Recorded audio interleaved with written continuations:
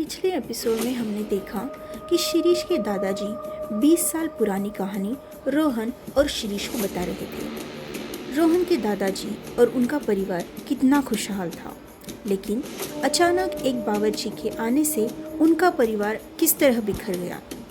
उस बावर्ची ने किस तरह दादाजी को अपने वश में कर लिया। अब सुनिए आगे। नौकरों की बात सुनने के बाद चाचा ने और मैंने यानी कि शिरीष के दादाजी ने उस बावर्ची को रंगे हाथ पकड़ने की सोचा। पता नहीं कैसे बावर्ची को इस बात का पता चल गया और वो दादी, चाचा चाची और बच्चों को और मुझे भी हमेशा के लिए हवेली से दूर रखने की योजना बनाने लगा। चाचा ने ये सोचा कि दादाजी उनकी बात नहीं सुनेंगे, इसलिए उन्होंने बच्चों द्वारा दादाजी को बात बताने का प्लान बनाया। चाचा ने तीनों बच्चियों को समझाया कि कैसे दादाजी को बावर्ची के बारे में बताना है। उसी रात बावर्ची ने बहुत लज्जतदार खाना बनाया और सबको परोसा। दादाजी तो बावर्ची पर खुश थे ही, लेकिन बाकी सब भी उसके हाथ का बना खाना खाकर खुश हो गए।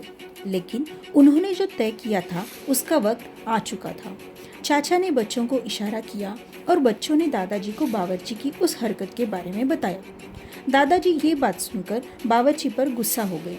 बावर्ची को हवेली से निकलने को कहा, पर बावर्ची जोर जोर से हंसने लगा। वो जानता था कि दादाजी उन बच्चियों की बात पर ज़रूर यकीन करेंगे, इसलिए उसने खाने में जहर मिला दिया था। दादा दादी, चाचा चाची और बच्चे कुछ समझ पाते उससे पहले ही वो मृत्यु की आगोश में चले गए। अब उस बावर्ची ने अपने पास वाले सामान को निकाला और अपने काला जादू का मंत्र पढ़ने लगा। बावर्ची ने उन सब की कुछ तस्वीरें बना रखी थी। एक एक करके उन तस्वीरों में ही उस बावर्ची ने उन सब की आत्माओं को कैद कर लिया। उसने अपनी काली शक्ति का इस्तेमाल करके कुछ आत्माओं को वहाँ बुलाया और शिरीष के दादाजी रुक गए और रोने लगे। रोहन भी भावुक हो जाता है। वो शिरीष के दादाजी को आगे क्या हुआ पूछता है, पर शिरीष के दादाजी इतना ही जानते थे। अब रोहन को धीरे धीरे सब समझ आने लगा। हवेली में लगी कुछ तस्वीरें ऐसी थी जैसे वो कुछ कहना चाह रही हो, और वो तस्वीरें और किसी की नहीं बल्कि उसके दादा दादी, चाचा चाची और 3 बच्चियों की थी। पर अचानक से रोहन को और एक शख्स की तस्वीर याद आ गई। वो तस्वीर बच्चों के कमरे में भी थी और रोहन शगुन के कमरे में भी थी। रोहन को याद आता है कि कल रात शगुन चिल्ला कर उठ गई थी और आदित्य ने भी उस तस्वीर वाले शख्स के बारे में बताया था। दादा दादी और उनके परिवार की मृत्यु के बाद उस बावर्ची का क्या हुआ, ये सब रोहन को जानना था। तो रोहन ने शिरीष के दादाजी से पूछा कि अब क्या करना चाहिए, उस बावर्ची का आगे क्या हुआ। शिरीष के दादाजी ने उससे कहा कि इन सब के बारे में जानने के लिए तुम्हें एक बाबा के पास जाना होगा। उस हवेली में जो आत्माएं हैं उनसे छुटकारा पाने के लिए और तुम्हारे परिवार को बचाने के लिए तुम्हें उस बाबा के पास जाना होगा।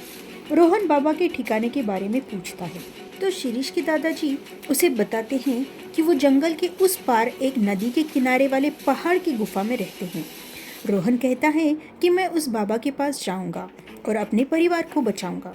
शिरीष के दादाजी उसे एक तावीज़ देते हैं और उसे कहते हैं कि बाबा के पास जाना इतना आसान नहीं। रास्ते में जो जंगल है वो अजीबोगरीब और डरावनी चीज़ों से भरा पड़ा है, लेकिन तावीज़ तुम्हारी हिफाजत करेगी।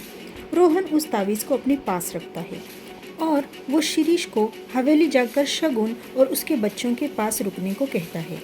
दादाजी भी शिरीष के साथ हवेली जाने के लिए निकलते हैं। कहानी में आगे क्या होगा? क्या रोहन अपने परिवार को बचा पाएगा?